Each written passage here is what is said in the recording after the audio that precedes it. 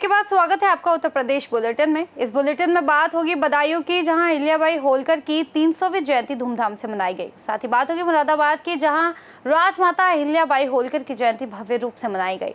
ऐसी तमाम खबरों पे करेंगे विस्तार से चर्चा। अहिल्याबाई होलकर की 300वीं जयंती सहसवान विकास खंड की ग्राम पंचायत लोथर में शनिवार को बड़े उत्साह और श्रद्धा के साथ मनाई गई। इस अवसर पर अहिल्याबाई के जीवन और कार्यों पर प्रकाश डाला गया। ग्राम प्रधान श्रीपाल बघेल ने अहिल्याबाई के चित्र पर माल्यार्पण कर उनकी वीरता, समर्पण और धार्मिक कार्यों की सराहना की।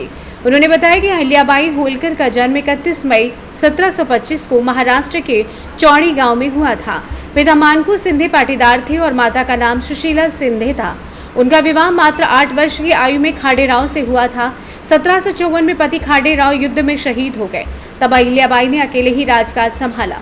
महारानी अहिल्याबाई कभी युद्ध नहीं हारी और हमेशा अजय रही। उन्होंने धर्म, संस्कृत तथा पुरुषार्थ के क्षेत्र में अपार योगदान दिया। 1780 में काशीनाथ विश्वनाथ मंदिर का जीर्णोद्धार कराया। उन्होंने कहा कि हर नारी को अहिल्याबाई की तरह साहसी और वीरता उनसे सीखनी चाहिए। अहिल्याबाई की मृत्यु 1795 में इंदौर में हुई थी। इस मौके पर वीरपाल, जयवीर, डीलर, महेशपाल, वीरेंद्रपाल, छत्रपाल, कृष्णपाल, राजेंद्रपाल, देवेंद्रपाल, योगेंद्रपाल, सपेरा, उदयवीर पाल, नीरज कमल, पवन, रामपाल, शिवचरण के साथ साथ अन्य ग्रामीण मौजूद रहे। बदायूं से सी न्यूज संवाददाता अभी शर्मा की रिपोर्ट।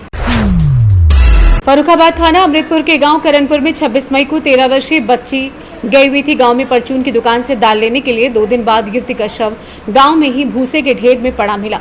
पुलिस ने शव मिलने के बाद जांच पड़ताल की। अपर पुलिस अधीक्षक डॉक्टर संजय सिंह ने बताया कि गांव के विजय ने युवती के साथ छेड़छाड़ की थी। युवती ने विरोध किया तो आरोपी ने गला दबाकर उसकी हत्या कर दी और शव को अपने ही घर में गाड़ दिया था।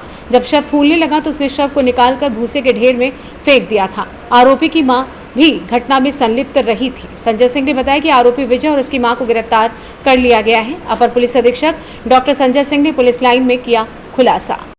26 मई को एक 13 वर्षीय बालिका अपने गांव करणपुर थाना क्षेत्र अमृतपुर में है, वहां से घर से निकली थी दाल खरीदने के लिए, लेकिन उसका पता नहीं चला। इस संबंध में तत्काल FIR थाना में लिखा गया और टीमें बना दी गई। निर्देशित किया गया सभी को कि बच्ची को किसी का पता लगा।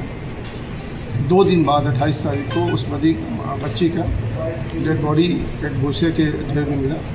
इस संबंध में पुलिस अधीक्षक महोदया द्वारा तत्काल निर्देशित किया गया सभी टीमों को, जिसमें कि SOG, सर्विलांस, थाना प्रभारी और CO अमृतपुर सभी को उसमें लगाया गया घटना का अनावरण हेतु, और इसमें सफलता प्राप्त हुई। जो घटना का विवरण इस तरह का है कि 26 को जो बच्ची थी 13 वर्षीय, दाल खरीदने अपने घर से दुकान पे गई थी। उसी समय बारिश हो रही थी। बारिश की वजह से वो एक जगह खड़ी थी जहाँ पे पड़ोस का ही एक अभियुक्त है, जिसने उसको छेड़छाड़ के उद्देश्य से अपने घर में बुला ले गया। उसने छेड़छाड़ का प्रयास किया। जब लड़की ने विरोध किया तो उसका गला दबा के हत्या कर दिया। फिर उसने अपने घर में ही गड्ढा खोद के उसको गाड़ा। जब बॉडी उसकी फूल गई, ऊपर आने लगी, फिर उसने 1 दिन के बाद बॉडी को अपने घर के सामने ही भूसे के ढेर में फेंक दिया। इस तरह से घटना है। घटना में जो उसकी माँ है, गड्ढे के बारे में उसको पता था, उसने पुलिस को नहीं बताया।